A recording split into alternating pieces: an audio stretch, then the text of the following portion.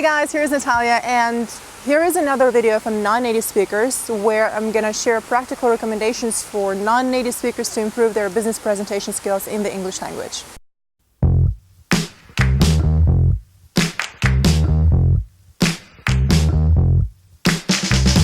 One second, you got it, and then it's out the door. Some people, they're waiting for the next thing.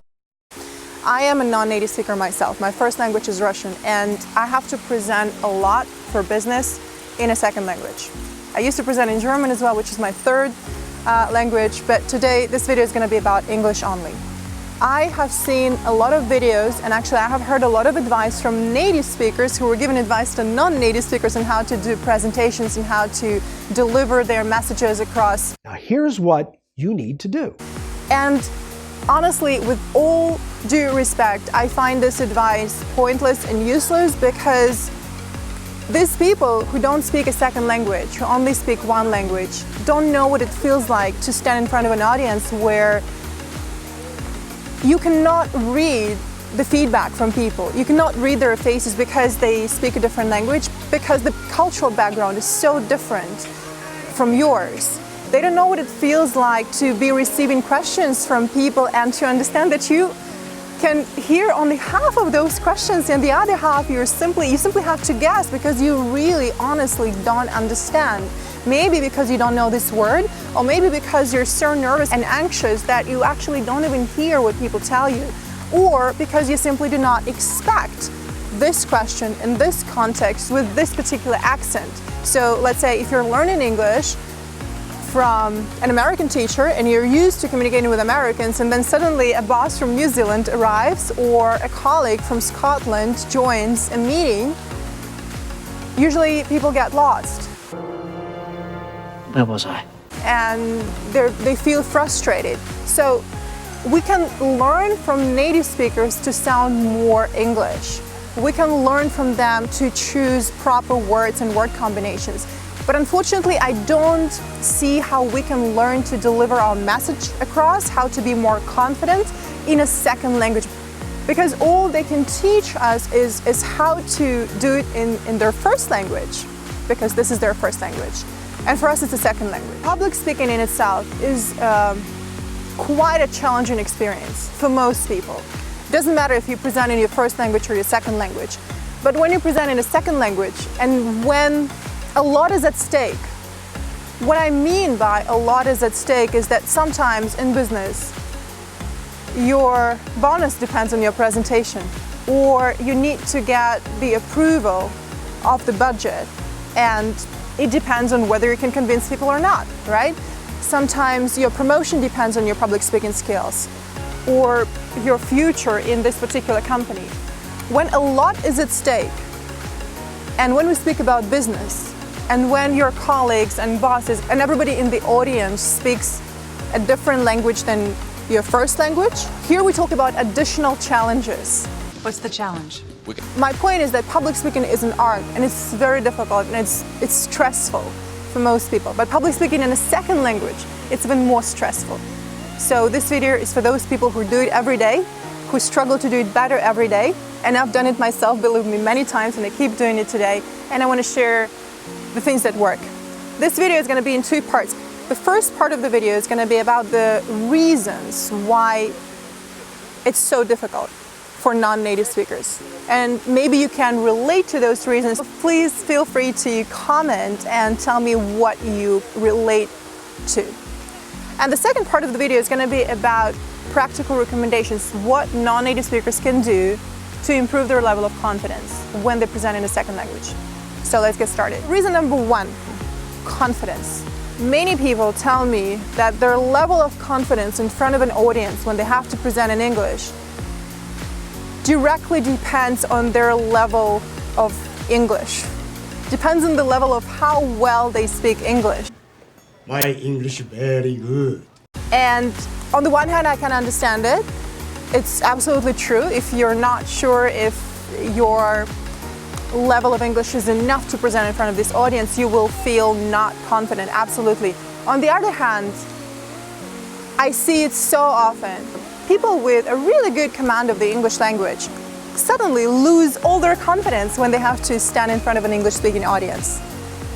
They converse brilliantly. Their level of English is enough. I would say it's more than enough to deliver a business presentation, especially if you take into account the fact that during this presentation they talk about something they speak every day anyway, right? They speak about the things they sell, they speak about certain agreements, partnerships, they speak about their job, something that they know very well.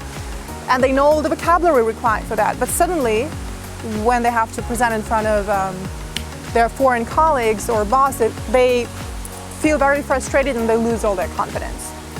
The reason for this is, if this is your second language, and right now I'm speaking about people who started learning English later in life, not as a kid, as an adult already, these people are not bilingual. We have to understand that. If we talk about children who are bilingual, for them it makes no difference. When we speak about adults who are learning a second language, the way they speak English, a second language, is naturally going to be worse than how they speak their first language.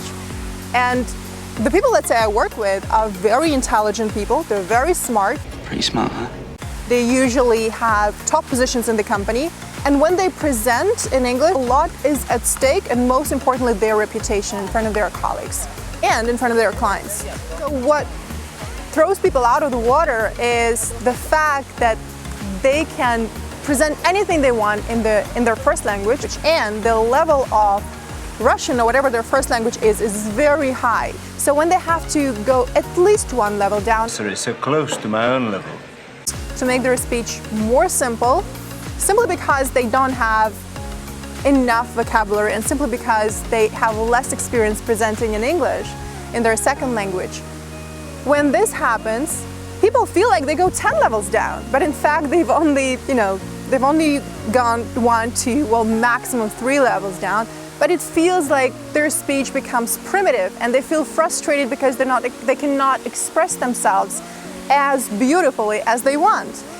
And what is even more frustrating, well, I see it, but when people are in the situation they don't, that sometimes it's not even necessary to try to translate the beautiful constructions in your first language into English. It's not necessary. So if we take Russian language, we use long sentences that are loaded with words, with meaning. If we speak about English, English is direct, the sentences are shortened, and if you make your sentences short and simple, you win. Everybody's gonna understand you better. Nobody wants long, rambling sentences. The shorter, the better. And it's hard for non-native speakers to catch these differences because they have certain experience with public speaking and they have an idea of what it should be like. So when they have to do the same thing in a second language, it actually has to look a bit different. It's normal when you sound different in a second language. But people try to translate their experience directly into a second language, and this is where they fail, because you don't need to do that. And if you have to go 1, 2 levels down, it doesn't mean, you go 10 or 15 levels down. It doesn't mean your speech is becoming primitive and not interesting. You're simply changing the style of communicating. That's it. Reason number 2 is that people confuse acting on stage and presenting in business. In my personal experience, and this is my opinion, I'm just giving my opinion. presenting on stage is way more simple than presenting in business, because what happens when you have to present in front of a big audience and on stage, you have to prepare your speech, you have to rehearse many times, you have to make sure that you're on time, then you go there, you present, they clap, you leave, that's it, you're done. Sometimes they ask questions, but most of the time not. So if you have to present in business on a daily basis, that means if you have to present in front of shareholders, maybe it's 3, 5, maximum 10 people, if you have to get the budget approved for a new idea, if you need to get the approval of a shareholder or of a CEO to hire another team to get something done, or if you have to present the best practices to your foreign colleagues, it doesn't really mean that there's going to be 100 people in the audience or 200 or even 50. Very often we present in business in front of 1, 2, 5, maybe 10 people. And very specific to business presentations is businesses are so international today, and very often people get together on a conference call. And this is the most difficult for non-native speakers because you cannot see people. You only have your voice and your ears, so you have to listen very carefully. You have to understand every word of what everyone is saying, and you have to respond timely. This is actually very, very challenging, especially when people interrupt each other, and especially when you hear different accents and when people switch from English to their first language and they ask questions that you don't expect. So this is quite challenging. And when you present in business, people always interrupt you. And it's more chaotic than when you present on stage. I've seen situations when people would say, look, we have 10 minutes left, can we speed up a little bit? Let's speed up. And as a presenter, you feel very uncomfortable because you've prepared for a 15-minute talk, now they're asking you to do it in 5 minutes. I've seen situations where shareholders or a board of directors would say, hey, hang on a sec, what's on this slide? Where did these numbers come from? And a presenter who was going to move on to the next slide suddenly has to stop here and explain the numbers on this slide. And again, it feels very uncomfortable because A, you didn't expect this, B, you're not sure what you need to say now, C, you're thinking about the next slide that you have prepared and now you can't go there. It's a lot of frustration which leads to this feeling of being very unconfident. My point is that presentations on stage are way easier than presentations in business. When you present in business, there are always questions at the end, and then you have to consistently interact with those people who were listening. When you present on stage, they clap, you leave, that's it. Then they can send you an email or comment on YouTube. But business is all about interaction with people all the time. Presentation in front of 100 people, or 200 or 1,000 people is pretty much the same skill as presenting in front of one person. The same skill is involved. When you go to a job interview and you have to present yourself and tell your story to a recruiter or to a potential employer, you're utilizing the same skill, public speaking. Everything is public speaking. Really? It's just in business it's more challenging because it's more spontaneous most of the times. Here is where non-native speakers need more help, more guidance, and more practice to feel more confident. Reason number 3 is that most people have a flawed assumption that a good presentation means memorizing their speech. When a non-native speaker memorizes a speech, that means they learn every word by heart, they're ruining their presentation in advance. In case you forget one word and you can't remember the next word that's coming up, you're stuck. You're stuck in the middle of your presentation and you don't know what to say next, and you're unable to spontaneously continue your idea or to spontaneously connect the idea that you were talking about before with the next one. Or if somebody interrupts you with a question, again, you're lost. And what you really want to master as a non-native speaker is spontaneity, is being able to spontaneously react, give timely responses, and to be not dependent on your script. I never advocate for memorizing, and even right now, I don't have a script for this video. I have bullet points and I know what I want to say, but I'm not reading a script right now to you. Wow, that sounds great. And this is what we also practice with people I work with. How do you structure your speech and how do you feel confident without memorizing every word of your presentation? Actually, what is important is to be very confident about the way you're going to start and to know how you're going to end your presentation. This actually can be worth learning by heart. Maybe the first 3 sentences of your presentation and the last 3 sentences of your presentation. Everything in between, you need to learn and to practice going about your presentation without learning every word. Reason number 4 why a lot of non-native speakers fail or why they find it so difficult to present in business is that they focus too much on the technical parts, like how they should stand, the power pose, where the hands should be. The technical aspects of your presentation, they're not as important as showing your personality. Business presentations have nothing to do with acting or performing.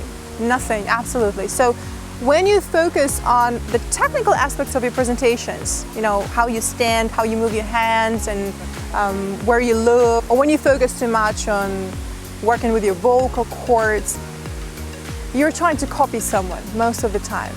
And in business, it's not necessary, because what matters is the content of your presentation and a powerful delivery of this content. And the delivery is powerful if it's delivered by you and not by a person who's trying to imitate someone they have seen on YouTube.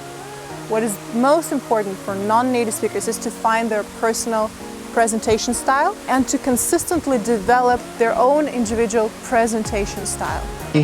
I like your style. We all want to see a person, a human being. And we believe a human being a lot more than a robot who's trying to imitate somebody else's moves. So don't do that. And this also leads to feeling uncomfortable and not very confident, because when you're busy focusing on the form and on the technical aspects of your presentation or of your talk, you're not focusing enough on the audience and on making sure that you're in sync, that you're connected, and on making sure that you can read their feedback and on making sure that they get your message. And reason number 5 is probably obvious, that I see this a lot. Again, when people have a lot of experience presenting in their first language, and I meet these people all the time, they say, oh, I'm an expert in public speaking, I present every day at work. The ultimate expert. These people apply the same habit when they are preparing for presentations in a second language. They think it's not necessary for them to prepare, but in fact, when they start speaking, every time they realize how important preparation is, because this is absolutely new experience. And you haven't done it often enough to just go like this. It's a very common mistake. People don't invest their time in preparing for their presentations in a second language, unfortunately.